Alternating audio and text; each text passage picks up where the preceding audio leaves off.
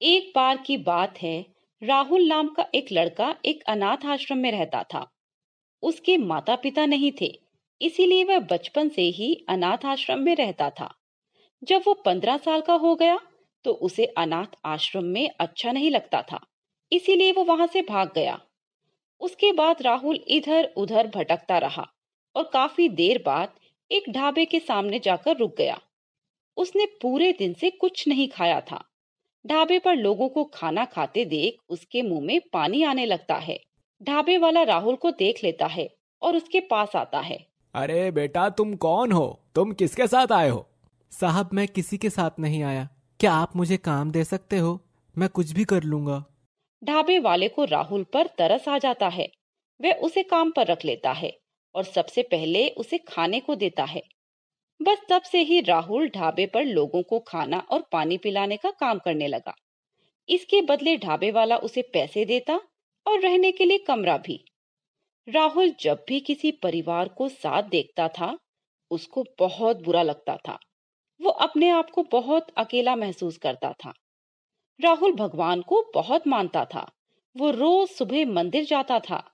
एक दिन ऐसे ही वे भगवान से प्रार्थना कर रहा था। हे भगवान, काश मेरा भी परिवार होता। जब मैं दूसरे बच्चों को देखता हूँ कि वो अपने माता पिता के साथ में खुश हैं, तो मुझको अच्छा नहीं लगता। मैं बहुत अकेला महसूस करता हूँ। राहुल के पास भले ही इतने पैसे ना हों, मगर फिर भी वो रोज मंदिर से आते वक्त भूखे और असहाय लोगों को खाना खिलाया करता था। बेटा, भगवान तुम्हारा भला करे और तुम्हारी हर ख्वाहिशें पूरी करे। एक दिन ऐसे ही राहुल मंदिर से बाहर निकल रहा था कि एक औरत अपने बच्चे को हाथ में लिए दौड़ी दौड़ी उसकी तरफ आती है। वह औरत खून से लथपथ थी। बेटा, बेटा मेरी मदद करो। राहुल ये देखकर थोड़ा घबरा सा गया। घबराते हुए उसने उस औरत से पूछा। क्या हुआ माँ जी? आपको तो बहुत चोट लगी है। चलिए, मैं आपको हॉस्पिटल ले चलता हूँ। नहीं बेटा, मेरे पास इतना समय नहीं है। वे गुंडे आते ही होंगे। कहीं वो मेरी बेटी को भी ना मार दें। इसीलिए तुम इसे अपने साथ ले जाओ और इसका अपनी बहन की तरह ख्याल रखना। राहुल उस औरत से बच्ची ले लेता है। राहुल इतने में कुछ समझता, इससे पहले वे गुंडे वहां आने लगे। राहुल बच्ची की जान बचाने के लिए वहां से भागता भागता अपने घर आ जाता है। घर आते ही बच्ची जोर जोर से रोने लगती है। राहुल को समझ नहीं आ रहा था कि ये बच्ची क्यों रो रही है। मुझे लगता है इस बच्ची को भूख लगी है। घर में तो पीने के लिए दूध भी नहीं है। मैं जल्दी से दुकान पर जाकर दूध ले आता हूँ। राहुल पास ही की दुकान से दूध और बच्चे की दूध पीने वाली बोतल लेकर आता है। घर आते ही वह बच्ची को दूध पिला देता है और बच्ची सो जाती है। ये सोते हुए कितनी प्यारी लग रही है, बिल्कुल परी जैसी। राहुल फिर उस बच्ची का नाम भी रख देता है। वह उस बच्ची का नाम खुशी रखता है, क्योंकि उसके आने से उसकी जिंदगी में खुशियां आ गई थी। अगर मैं काम पर गया तो खुशी अकेली रह जाएगी। उसका ख्याल कौन रखेगा? मुझे अपने मालिक को सब बता देना चाहिए। फिर मैं काम के साथ साथ खुशी का भी ध्यान रख सकता हूँ। राहुल अपने मकान मालिक को जाकर सब बता देता है। उसका मालिक खुशी को उसके साथ ढाबे पर रखने के लिए मान जाता है। बस जब भी राहुल काम पर जाता है तो खुशी को अपने साथ ले जाता। वह ढाबे पर काम भी करता था और खुशी का ध्यान भी रखता था। छोटी सी उम्र में उसकी जिंदगी में जिम्मेदारियां बढ़ती जा रही थी। जब से खुशी उसकी जिंदगी में आई थी, तब से वह बहुत खुश रहने लगा।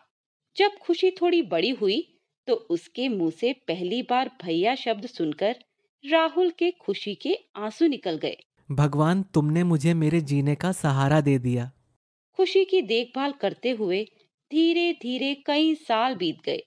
अब खुशी के स्कूल जाने की उम्र हो गई थी। राहुल अपने मालिक की मदद से खुशी का स्कूल में एडमिशन दिलवा देता है। खुशी के स्कूल में आते ही राहुल के खर्चे भी बढ़ने लगे। वो इतने पैसों में घर नहीं चला पाता था। मुझे अब कहीं और काम देखना होगा, क्योंकि मुझे खुशी को वो हर खुशी देनी है जिसकी वो हकदार है। राहुल फिर एक फैक्ट्री में काम करने लगा। वह अपनी जिम्मेदारियों को बखूबी निभा रहा था। खुशी का इतना ध्यान रखता था राहुल कि अगर उसे गलती से चोट भी लग जाती तो राहुल को दर्द होता था। धीरे धीरे कई साल बीत गए। अब खुशी 12वीं कक्षा में आ गई थी। राहुल ने कभी अपनी बहन को एहसास नहीं होने दिया कि वह उसका सगा भाई नहीं है। मगर एक दिन राहुल के मोहल्ले के एक आदमी ने उसे ये बात बता दी। तुम्हें पता है खुशी, तुम्हारा भाई तुम्हें सड़क से उठाकर लाया था और वो तुम्हारा सगा भाई भी नहीं है। नहीं, आप झूठ बोल रहे हो। मुझे आपकी बातों पर विश्वास नहीं। अच्छा, तुम्हें झूठ लगता है तो अपने भाई से जाकर पूछ लेना, फिर वो तुम्हें खुद ही बता देगा। खुशी को यह बात सुनकर बहुत बुरा लगता है।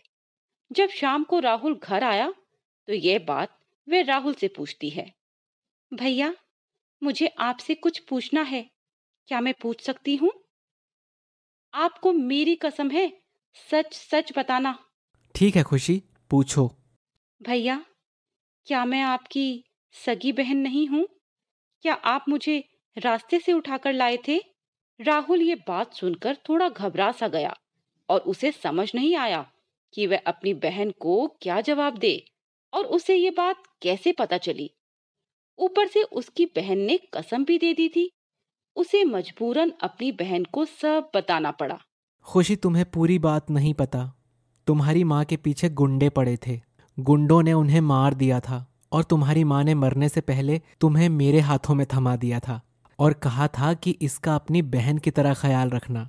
बस तब से ही मैं तुम्हारा ख्याल रख रहा हूँ। यह सुनकर खुशी की आंखों में आंसू आने लगे।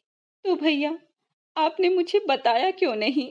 मुझे डर था कि अगर तुझे इस बात का पता चला तो कहीं तू मुझे छोड़कर ना चली जाए। खुशी रोते रोते अपने भाई के गले लग जाती है और उस दिन से खुशी का अपने भाई के प्रति प्यार और ज्यादा बढ़ जाता है। वह भी अपने भाई का बहुत ख्याल रखती। पढ़ाई के साथ साथ वह घर पर बच्चों को ट्यूशन भी पढ़ाती थी। उन पैसों से वह घर पे अपने भाई की मदद भी करती और कुछ पैसे अपने भाई को रक्षाबंधन पर गिफ्ट देने के लिए जोड़ती रहती। खुशी को रक्षाबंधन के त्योहार का बेसब्री से इंतजार रहता था, क्योंकि वह रक्षाबंधन के दिन अपने भाई को राखी बांधती थी और राहुल को भी रक्षाबंधन का बहुत इंतजार रहता था। इस बार मैं अपनी बहन के लिए क्या लूं जो उसको बहुत अच्छा लगे? राहुल रक्षाबंधन के दिन अपनी बहन के लिए अच्छी सी एक ड्रेस लेकर आता है।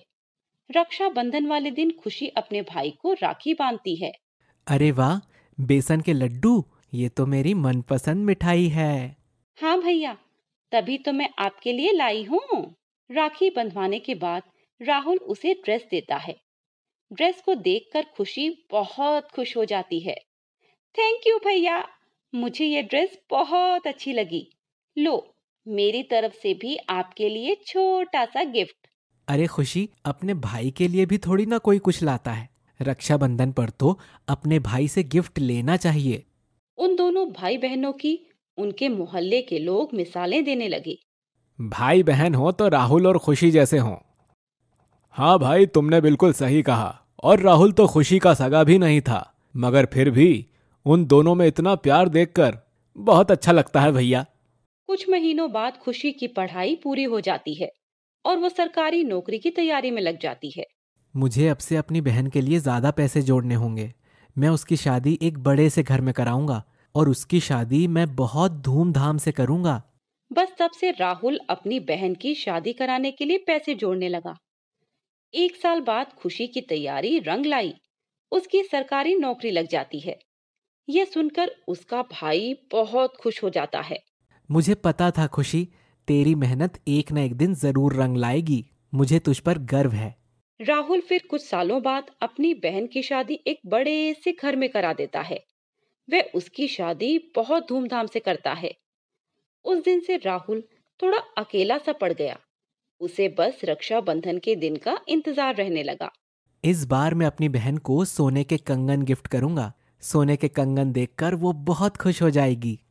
मगर राहुल के पास इतने पैसे नहीं थे। वह थोड़े पैसे अपने एक दोस्त से उधार ले लेता है और खुशी के लिए सोने के कंगन खरीद लेता है।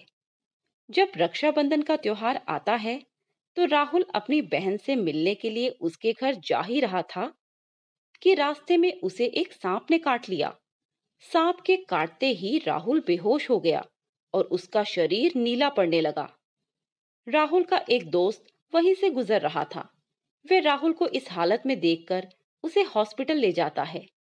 डॉक्टर राहुल को देखने के बाद उसके दोस्त को कहते हैं, राहुल का बचना अब बहुत मुश्किल है। सांप का जहर राहुल के आधे से ज्यादा शरीर में फैल गया है। अब तो उसे ऊपर वाला ही बचा सकता है। ये बात सुनकर राहुल का दोस्त दौड़ा दौड़ा खुशी के घर जाता है और उसको सारी बात बताता है। खुशी यह सुनते ही रोने लगती है। वे अपने भाई को देखने हॉस्पिटल जा रही थी कि रास्ते में उसे एक मंदिर दिखता है। वे उस मंदिर में भगवान से प्रार्थना करने जाती है। हे भगवान, मेरे भाई को बचा लीजिए। इस दुनिया में उनके सिवा मेरा कोई नहीं। अगर वे नहीं रहेंगे तो मेरा क्या होगा। भगवान खुशी की बात सुन लेते हैं। वह एक साधु बाबा का रूप लेकर खुशी के पास आते हैं। बम बम भोले, बेटी तुम रो क्यों रही हो? बाबा जी, मेरे भाई को सांप ने काट लिया और डॉक्टर ने भी जवाब दे दिया। मुझे कुछ समझ नहीं आ रहा कि मैं क्या करूं। वो साधु बाबा फिर अपनी झोली में से प्रसाद निकालते हैं। चल रो मत बेटी, ये ले भोलेनाथ का प्रसाद। ये भोलेनाथ का प्रसाद है, इसे तुम अपने भाई को खिला देना। तुम्हारा भाई खुद ब खुद सही हो जाएगा। खुशी उन साधु बाबा से वह प्रसाद ले लेती है और दौड़ी दौड़ी हॉस्पिटल राहुल के पास जाती है और उसे वह प्रसाद खिला देती है। बस फिर कुछ ही देर में राहुल को होश आ जाता है। यह देखकर डॉक्टर भी चौंक जाते हैं। ये तो चमत्कार हो गया। मैंने ऐसा अपनी जिंदगी में पहली बार देखा है। राहुल का ऐसी हालत में बचना असंभव था। अब तो ये बिल्कुल सही हो गया। इसकी बहन ने इसकी रक्षा कर ली।